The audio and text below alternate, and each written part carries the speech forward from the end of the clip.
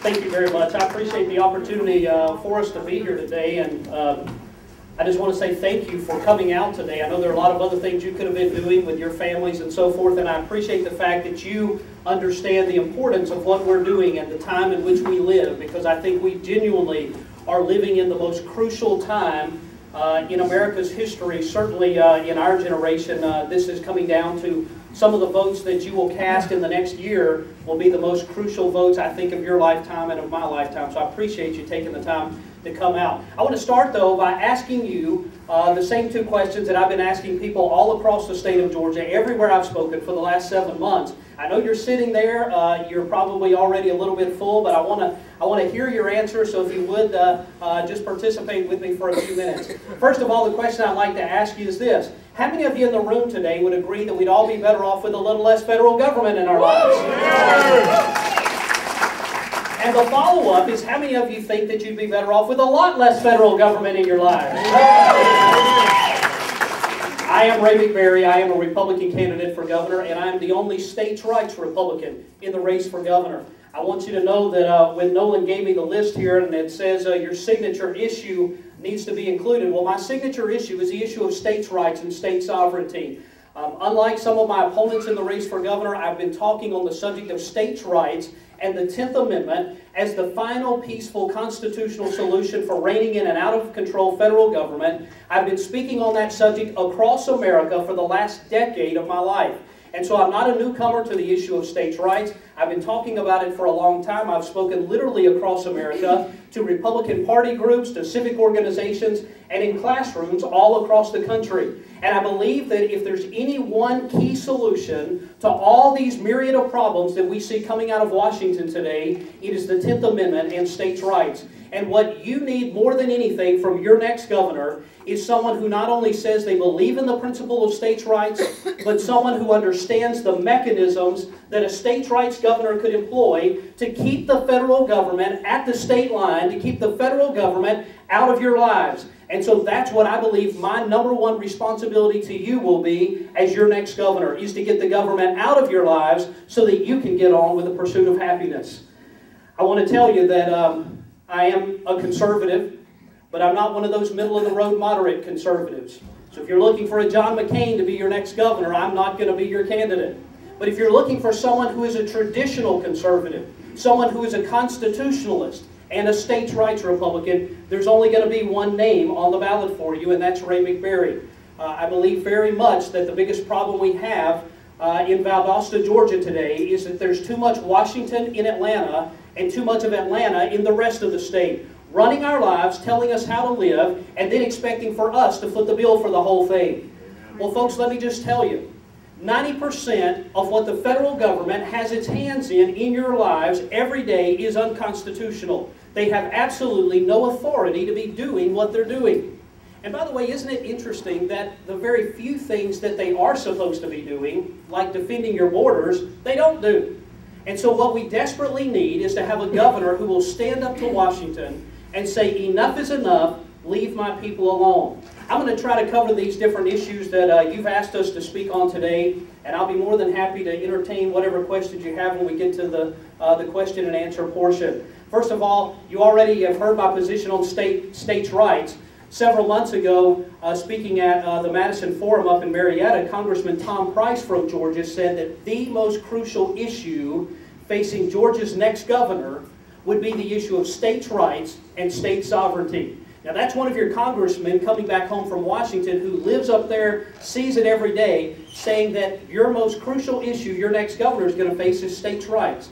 Folks, you cannot afford to do less than electing the most conservative, constitutionalist, states' rights Republican in this upcoming governor's race. If you do anything less than that, I assure you, you will not recognize America 8 years from today.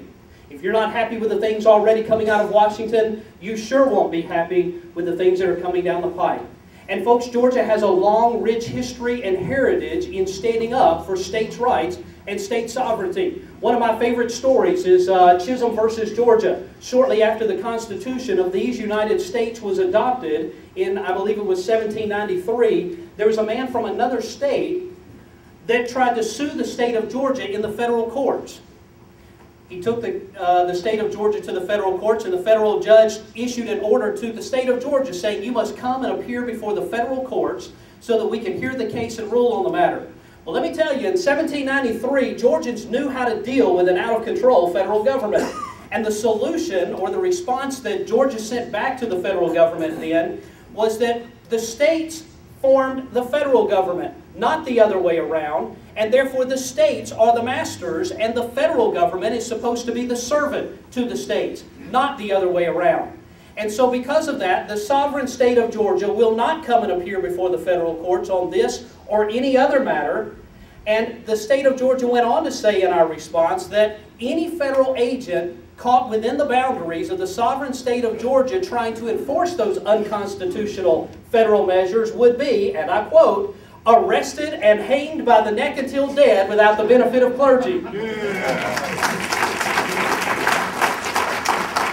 Now folks, I'm here to tell you the problems have not changed from 1793 to 2009. Today we still deal with an out-of-control federal government, and the solutions are the same today. We must have a governor who will stand up to Washington and say, if you can't show it to me in the Constitution, you're not going to do it to my people here in Georgia.